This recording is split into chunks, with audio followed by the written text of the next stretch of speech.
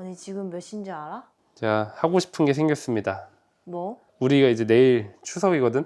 응. 내일 우리가 새벽 6시에 이제 떠나요. 장거리 한 300km 되는 거리. 그러니까 지금 자야 되는데. 근데 테슬라에 이제 또 사람들이 구매하실 때 많이 고민하는 게 있어요. 뭐? EAP라 그래서 향상된 오토파일럿. 이거를 왜 고민을 하느냐. 무려 450만 원짜리 옵션이야. 차 살 때 그걸 선택해버리면은 차값이 올라가기 때문에 취득세가 올라가거든. 그렇기 때문에 일단은 그거를 빼고 산 후에 차 받고 나서 어차피 구매를 할 수 있으니까 구매를 한다면은 그렇게 하면 되는데, 근데 문제는 이제 내가 이걸 궁금해. 이게 진짜로 450만 원의 가치가 있는지. 일단 이게 기능이 뭐가 있냐면은 주차, 그리고 차량 호출, 그리고 장거리 운행할 때 차선 변경. 우리가 또 이제 내일 추석이라서 장거리 운전을 하니까 저번에 이제 부산 갔을 때 그거랑 비교해서 피로도가 좀 많이 줄어드는지가 궁금합니다. 내일 새벽 6시 나가야 되지만. 근데 450만 원이라고?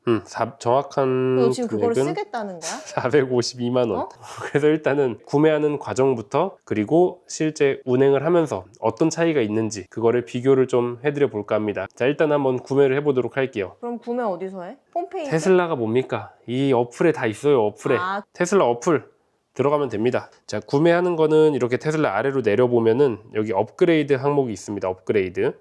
그리고 소프트웨어 업그레이드 맨 위에 있죠. 이거 누르면은 구독이 아니라 옆에 구매 탭 이렇게 두 가지가 있어요. 452만 원, 이 위에는 향상된 오토파일럿. 오, 깜짝아. 추가 누르니까 지금 장바구니로 들어왔거든.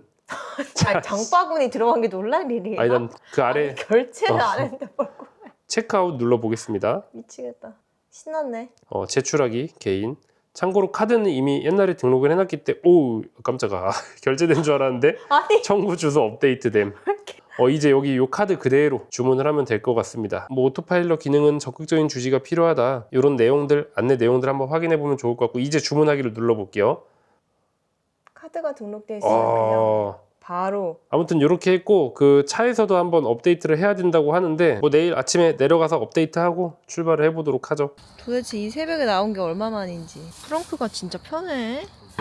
아 근데 자동으로 업데이트는 그냥 자동으로 되는 거야? 그냥 주차해놓고 내려왔더니 기능이 생겨 있어. 어디, 오토파일럿 어디? 들어가면은 내비게이트 온 오토파일럿 요 기능이 생겨 있습니다. 그리고 아래 보면은 스마트 차량 호출. 무서운데? 아니야, 할 수 있어. 다 막 치우고 나오는 거야. 완료 사운드. 자, 내려보겠습니다. 여기 보면 이제 차량 호출이라는 메뉴가 생겼더라고. 여기 보면 내 위치로 이동. 뭐 했어? 내 위치로 이동 이렇게 누르고 있습니다. 갑자기 뭐야 어떡해. 뭐야 어머 뭔가 무서워. 지금 저 안에 아무도 없다고요. 어디까지 호출하는 건데? 나 있는 위치로 아, 따라오지. 이렇게 하면 따라와. 야 너가 막 운전하는 것 같아. 신기해. 이리 온. 다 오잖아? 깜빡이도 켜고 오네 얘가. 야 차가 많아서 무서운데 잘하네.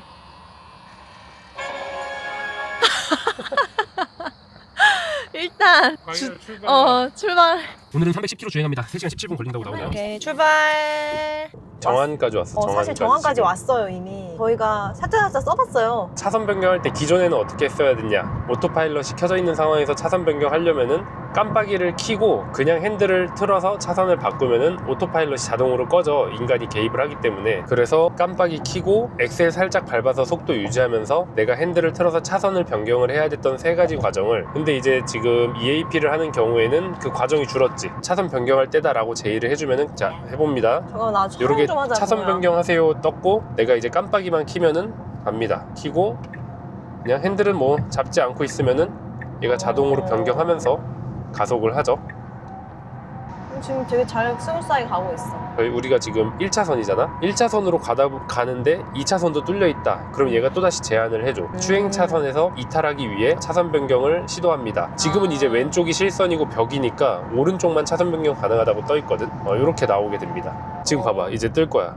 추월 차선을 이탈하는 차선 변경을 요청하세요. 그리고 키면은 또 이렇게 핸들대가 안 돌리고도 자동으로 가게 되지. 이렇게. 근데 이제 뭐야, 내가 아까 잠깐 설명하긴 했는데 보통 이제 유튜버 분들이 많이 그렇게 설명하더라고. 차선 변경하기 위해서 깜빡이를 켜고 핸들 토크를 줘야 된다. 근데 내가 매뉴얼 찾아보니까 자동 차선 변경하기 위한 조건이 몇 개가 있는데 없어요, 그 핸들 토크를 걸으라는 얘기가. 그래서 왜 그런가 생각하고 지금 오면서 몇 번 테스트를 해봤거든. 우리가 오토파일럿 하다 보면 가끔씩 핸들 잡으라는 얘기 뜨잖아. 핸들을 흔들으라고. 그 알람이 똑같이 뜨더라고, 차선 변경하려고 할 때. 이제 그거를 보고 핸들 잡고 토크를 거니까 차선 변경이 돼서 많은 사람들이 깜빡이 켜고 토크를 걸어야 된다 라고 설명을 하는데, 그냥 핸들 잡고 있는 모양 보여주면은 사실 그냥 깜빡이 켜면은 토크를 안 걸어도 되거든. 이렇게 그걸 봤을 때는 내가 깜빡이를 켜는 순간 요 센서가 사람이 핸들을 잡고 있는지 감지를 하는 것 같아. 그래가지고 이제 안 잡고 있으면은 거기서 이제 바로 알람이 뜨니까 자동 차선 변경 하려면은 핸들 토크를 줘야 된다, 이런 얘기가 나온 것 같아. 결론은 차선 변경을 할 때 깜빡이를 켜고 핸들에 손이 올려져 있는 거를 비전 센서가 인식을 하기만 하면 네. 토크를 주지 않아도 맞아, 그냥 맞아. 움직인다. 꼭 핸들 토크를 주지 않아도 된다. 근데 문제는 이제 사실 잡고 있는 것 자체가 핸들 토크 주는 거랑 다를 게 뭐야. 그래서 이미 뭐 많은 분들이 리뷰해 준 것처럼 자동 차선 변경할 때 토크를 줘야 된다라는 말도 뭐 완전히 틀린 건 아니긴 한데, 엄밀히 따지자면은 토크 없이 그냥 핸들 잡고 있는 것만 인식이 되면은 자동 차선 변경이 가능하다. 노화 기능 내비게이트 온 오토파일럿 떴다. 경로 주행을 위한 차선 변경 요청. 우리가 이제 나가야 되니까 나가라고 안내해 주는 거지. 그치? 왜냐면 우리가 실제로 1.7km 있다가 우측으로 빠져야 되거든. 이따가 이제 나갈 때쯤 되면 다시 한번 또 차선 변경하라고 하겠지. 또 나오네. 경로 변경을 위한 차선 변경 요청. 그래서 깜빡이 켜고 그냥 가만히 있으면은 얘가 잘 확인하고 변경할 수 있으면 변경한다. 근데 그래서 뭐 거의 사람이 하는 것 같긴 해. 근데 좀 답답하긴 해. 차선 변경하고 가속을 해야 되는데 천천히 가속하니까. 자, 이제 도착을 했고요. 자, 이제 자동 주차도 한번 해볼 겁니다. 주차 자리가 있는데 아직은 인식은 못하는 것 같아. 이거 약간 좀 서행을 더 해야 되나? 여기 있네. 파킹 인식되네. 이제 이렇게 10km 미만으로 가면 이게 인식이 되는 것 같아. 하고 여기 옆에 전기차 자리가 있거든요. 그러면 여기서 이제 파킹을 내가 원하는 자리, 이렇게 선택이 되네. 다 이 자리들이. 여기다 한번 먼저 해볼까? 그래. 그러면 이제 시작을 누릅니다. 오씨. 혹시 모르니까 언제라도 대비해서 브레이크 밟을 준비하고요. 핸들 돌아가는 거 봐. 오이씨, 완전 거침없이 하세요. 이게 스스로 이렇게 약간 고정도 발도 하면서. 아예 안 하고 있는 거잖아. 아무것도. 야, 한 방에 넣는데? 야, 나 주차 못하는데 잘 됐다. 이거 해야 되나? 와, 핸들 돌아가는 거 봐. 야, 한 번에 알아서 넣네? 끝? 오이씨. 야. 너무 빠른데? 야, 사람이 하는 것도 빨라. 내려서 한번 어떻게 되는지 봐볼까? 봐봐, 주차 선도 너무 괜찮은데? 완전 잘했어. 반대쪽도. 그리고 이게 그 문제가 있대. 끝까지 밀어넣지 않고 약간. 우리나라는 약간 좀 더 뒤로 밀어넣어야 되는데, 근데 이 정도면 이 괜찮은 거 정도면 아니야? 난 잘 붙은 것 같거든? 잘 붙었는데? 사람이 이만큼? 하는 만큼? 어디야? 여기 평행 주차 한번 해볼까? 이런데? 여기? 이걸 인식한다고 평행 주차를? 여기는 여기도 인식하고 심지어 이 뒤에 주차선도 없어. 파킹랏이 아니야, 여기는. 어디 앞에다 해볼까? 시작. 잠깐, 나 너무 무서워. 야, 깜빡이도 저절로 들어오고, 앞으로 갔다가 이렇게 후진해서 들어갈 거라고 돼 있나 봐. 뭐야, 너무 무섭잖아. 혼자 움직여. 후진도 혼자. 사이드미러 자동으로 들어가고. 어차피 이걸로 다 보이니까. 불안한데 이 차 긁을까봐. 너 손으로 하는 거 아니잖아, 그쵸, 지금? 잘하는데? 너 앞에 우측 앞 범퍼를 긁을까봐 걱정했는데 다시 앞으로 살짝 가면서 오씨. 중앙에다가. 야, 주차는 진짜 괜찮은 거 아직 맞아? 괜찮아. 이 정도. 좀 더 들어가네. 괜찮아, 이거 괜찮은 거 맞지? 이 정도면 괜찮아. 이게 최대한 우측으로 옆으로 밀착해네. 붙이려고. 이거는 주차는 쓸만하다, 확실히. 봐봐, 옆에 한번 내려서 봐볼게. 봐봐. 와, 바로야, 바로. 야, 생각보다 엄청 잘 붙었는데? 잘 평행 붙여놨어. 주차도 이게 빠릿빠릿하고. 봐봐, 바퀴 보면은 잘 붙여놨어. 그러니까. 잘 붙여놨어. 완전 인도 쪽 연석에다 가깝게. 야, 나 이때까지 무시했거든?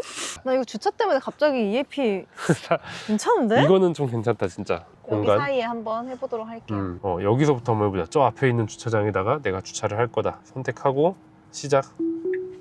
너무 신기해. 깜빡이 자동으로 켜지고. 이건 좀 불안해. 차랑 차사이라서. 긁으면 이제 어떻게 보상 들어가야 되기 때문에 보상이. 보니까 난 주행이면 그나마 내가 대처를 할 텐데 얘는 이거 밖에서 한번 찍어보면 좋은데. 그러니까 자동으로 살짝 앞으로 갔다가 보정하고. 옆에 지금 차가 지나오기 때문에 좀 쫄리지만 네가 하는 것보다 빠르다. 나는 이미 그러면 깜빡이 저거 비상등 키고 절로 나갔어, 나는. 얘기하는 사이에 끝. 주차 완료. 끝. 와, 바로. 이거 주차는 인정해야 돼. 진짜 괜찮다. 나보다 낫다, 솔직히. 그리고 핸드폰으로 뒤에도 빼도 얼마나 되고. 들어갔는지 봐볼까? 야, 옆 차랑 거의 맞는데 사이드미러 위치가? 괜찮네. 비슷하다고 봐야지. 어. 오씨, 너무 잘한다. 너 주차는 인정. 근데 이게 우리가 지금 몇 번 테스트 해봤잖아. 응. 정확하게 작동이 되는 조건이 좀 애매해. 일단은 그니까. 차랑 6m 거리 안에 있어야 되고, 그렇다고 또 너무 가까우면 안 되고. 일단 한번 해봅시다. 호출, 차량 호출. 장인어른 차랑 뽀뽀하는 것처럼 붙여놔 버렸어. 뭐 오토파일럿 기능이 일시적으로 저하됨? 그건 뭐야? EAP 써서 그래. 뭔데? 자리를 다른 데로 이동해 볼까? 아, 됐다. 내 위치로 이동해 보겠습니다. 자, 갑니다. 차가 이렇게 많은데 과연 남편한테 올 것인지. 비상등 킨 건가? 아니 이렇게 가까이서 부를 거면 부르는 의미가 있어? 그니까 야, 비 올 때나 이럴 때 뭐 편하다. 너가 옛날에 막 그랬는데 전혀 도움이 안 되시고요. 어머, 소리만 요란해. 다시 오세요. 아저씨, 이렇게 가까이 있으면 움직일 수가 없네. 야, 안 되겠다 이거는. 예기치 않은 여러분 거. 다들 이거 어떻게 하는 거예요? 나오나요? 아, 6m 이내에 있지 않대 지금. 아씨, 6m 이내에 있어라고? 이기는 기능이 사실 있다고 얘기 못 할 것 같아요. 지금도 6m 이내가 아니고. 에? 뭐 환경이 어떤 게 문제일까요 여기서? 6m는 충분히 되는데도 멀다 그러고 자꾸. 일단 나오긴 해요 다시. 안 긁을까 이러면? 왜 멈추냐고. 그냥 계속 저러고 있는 거야? 얘는 안 되겠습니다. 또 오긴 오네. 아, 너무 가까이 있으면 얘가 보행자가 있어서 못 온다 그래. 따라 노네 차가 지금. 약간 그냥 산책 용도로는 쓸 수 있을 것 같아. 차를 너무 오래 세워뒀다 싶을 때 아, 그냥 산책하듯이. 다시 한번 불러볼게요. 미치겠다. 과연 회전해서 올 수 있을까? 너무 멀대. 뭔가 환경의 제약이 좀 아무래도 아직은 향상해야 될 내용들이 많은 것 같아요. 어땠어? 자동 차선 변경은 일단은 작동은 잘 합니다. 깜빡이만 넣으면 된다. 그럼 뭐 엑셀 따로 안 밟아도 되고 핸들 안 해도 되니까 확실히 그거는 조금 더 편해지긴 하는데, 나 같은 경우에는 그냥 원래도 차선 변경하는 거 그렇게 번거롭다 생각하진 않았거든. 그런 거 봤을 때는 자동 차선 변경은 그냥 그저 어느 정도 괜찮다. 자동 주차 같은 경우는 일단 이건 진짜 확실히 기능이 굉장히 잘 돼 있어. 운전을 아예 못하는 사람들 굉장히 유용하게 쓸 수 있을 것 같다. 정확도도 괜찮고. 문제는 차량 호출, 이거는 써먹을 게 못 되는 것 같다. 일단은 뭐 조건이 몇 가지가 있잖아. 차에서 6m 이상 거리가 떨어지면 안 돼. 6m 이내여야 되는데, 또 차랑 너무 가까우면은 차가 보행자를 인식해서 멈추고, 그리고 더 가까우면은 이제 호출이 완료됐다고 이제 끝나버리니까 사실상 이게 의미가 있나 싶어. 요 기능이 존재하는 의미가. 물론 이제 조건을 맞춰서 어떻게 하면은 뭐 꾸역꾸역 쓸 수는 있겠지만, 사람들이 그걸 어떻게 다 조건을 맞춰서 합니까? 그냥 편하게 쓸 수 있게 기능을 만들어 놔야지. 물론 이제 미국산은 호출 가는 거리가 더 기니까 쓸만하던데, 지금 대부분의 이제 한국에 나오고 있는 차들은 그게 안 되니까 호출도 몇 번 더 연습해 볼 건데, 연습해서 써야 되는 기능이면은 잘못 만든 기능 아닌가. 가이드가 이용이 편해야 없으니까. 되니까 일반인들이 이용할 때. 나는 조금 아닌 것 같다. 450만 원 주고 사기에는. 근데 나는 운전을 좀 잘 못하는 입장에서 얘기를 하면 세 가지 기능 중에 우선순위로 필요한 거는 나도 주차. 내가 주차를 못하고 뭐 어디 백화점을 가거나 마트를 갔는데 나를 기다리는 차가 옆에 있으면 미쳐버릴 것 같거든? 근데 아까 보니까 사람이 하는 것보다 훨씬 빨리 각을 계산해서 진짜 몇 초 만에 해버리더라고. 그 부분 난 주차가 1등. 그리고 차선 변경. 근데 차선 변경도 사실 운전 잘하는 사람들한테는 필요 없긴 하겠으나 어쨌든 안전할 때 제한을 해주잖아 얘가. 깜빡이 넣을 수 있도록. 그럼 내가 깜빡이 넣고 하면은 이제 또 자동으로 움직여 주니까. 그래서 일단 2등. 그리고 이제 호출이 3등. 이렇게 호출은 솔직히 너가 얘기한 것처럼 그 조건들이 많아서 우리가 조건을 잘 못한 걸 수도 있지만 아직은 개선돼야 될 포인트들이 좀 많은 것 같다. 400만 원대 기준으로 본다라고 하면 사실 아직은 이 돈을 주고 구매하기는 조금 고민이 많이 될 것 같아. 근데 다른 분들은 사용하시는 분들 후기가 더 궁금하긴 하다. 진짜 찐으로 막 계속 사용하시는 분들 있잖아. 주차만으로는 봤을 때는 괜찮은데 그거 하나에 450만 원을 좀 쓰기는 애매하지, 금액이. 그래서 이거는 이제 보시는 구독자분들도 이거 한번 보시고 이제 살지 말지를 결정을 하면 될 것 같아. 구매하고 나서 7일 이내에는 철회가 가능하기 때문에 환불. 조금 더 써보겠습니다, EAP는. 네, 여러분들 후기도 한번 남겨주세요. 저희도 다른 분들이 저희가 어떤 것 때문에 그 맞아요. 호출이 좀 잘 안 됐는지 호출 잘하는 사람 좀 알아요. 호출 전문가. 알려주세요.